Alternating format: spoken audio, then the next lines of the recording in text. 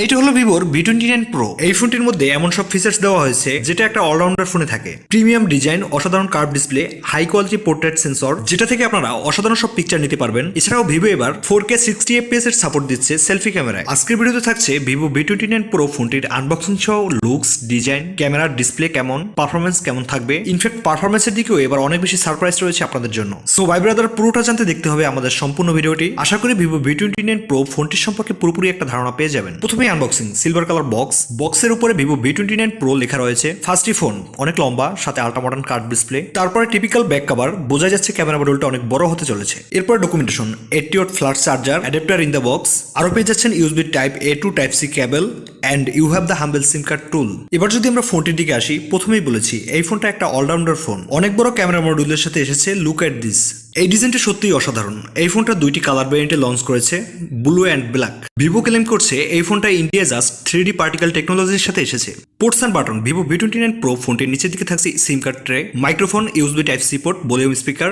Right সাইডে থাকছে power on off button, volume rocker. উপরের দিকে নয়েজ ট্রান্সলেশন মাইক। লেফট সাইডে কিছুই থাকছে না। এই ফোনটিতে থাকছে dual nano SIM card tray. In hand field একটু বড় মনে হবে। এই ফোনটায় 3D কার্ভ ডিসপ্লে থাকছে। It's looks absolutely premium. এই ফোনটিকে আমি বড় বলেছি কারণ এই ফোনটা অনেক লম্বা, তবে ছোট হাতেও ভালো গ্রিপ পাওয়া যাবে। এর ওজন 1.87 গ্রাম। ডিসপ্লে সেকশনে এই ফোনটিতে চিন ভেজেল একদমই নেই বললে চলে। যেমনটা বলেছিলাম, কার্ভ ডিসপ্লে, 6.78 ইঞ্চি 1.5K অ্যামোলেড প্যানেল, যেখানে থাকছে 120 হার্টজ এর ফাস্ট রিফ্রেশ রেট আর 1300 নিটস পিক ব্রাইটনেস থাকছে। তবে ইম্পর্টেন্ট ফিচার্স হলো এই ফোনটির ডিসপ্লে থাকছে 2160 হার্টজ এর PWM ডোমিং, যার কারণে আপনি দীর্ঘ সময় এই ফোনটির ডিসপ্লের দিকে তাকিয়ে থাকলেও কোনো রকম সমস্যা হবে না। এবার যদি আমরা ভিভো V29 Pro ফোনটির প্রসেসর সেকশনে আসি, এই ফোনটিতে ব্যবহার করা হয়েছে MediaTek Dimensity 8200 চিপসেটটি। এই চিপসেটটি থেকে আপনি একটা ফ্ল্যাগশিপ লেভেলের পারফরমেন্স পেয়ে যাবেন। এর RAM type LPDDR5X, storage type UFS 3.1। পারফরমেন্সের কথা বলতে গেলে এই চিপসেট থেকে আপনি হাই এক্স সেটিংসে সব ধরনের গেমই প্লে করতে পারবেন HDR 60 FPS A. This performance was excellent. তবে OIS Fantas 13 এবং আউট অফ দ্য বক্সও থাকবে Android 13। আপডেটসের ব্যাপারে এখনো শিওর কিছু বলা যায় না, তবে আশা করা যায় 2 ইয়ার্স মেজর্স আপডেটস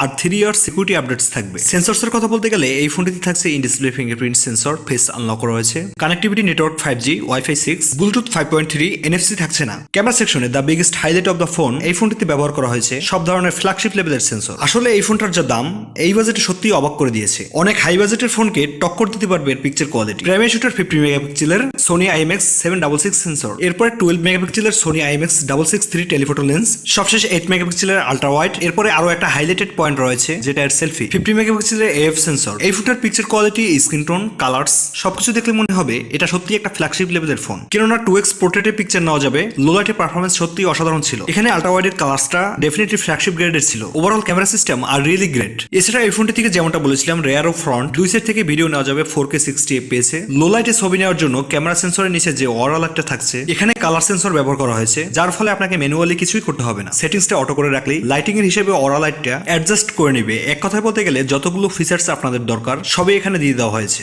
ব্যাটারি ও চার্জার, ভিভো V29 Pro ফোনটিতে ব্যবহার করা হয়েছে 4600 mAh এর একটি ব্যাটারি এবং সাথে দেওয়া হয়েছে 80 ওয়াট ফ্ল্যাশ চার্জার, যেটা থেকে ভিভো ক্লেম করছে মাত্র 50 মিনিটে এই ফোনটিকে 0 to 100% চার্জ করা সম্ভব। এই ফোনটি থেকে একজন মিনিমাম ইউজার 1.5 দিনের মতন ব্যাটারি ব্যাকআপ পেয়ে যাবে, আর একজন প্রফেশনাল গেমার অন ডিসপ্লে 7 থেকে 8 ঘন্টার মতন গেম প্লে করতে পারে।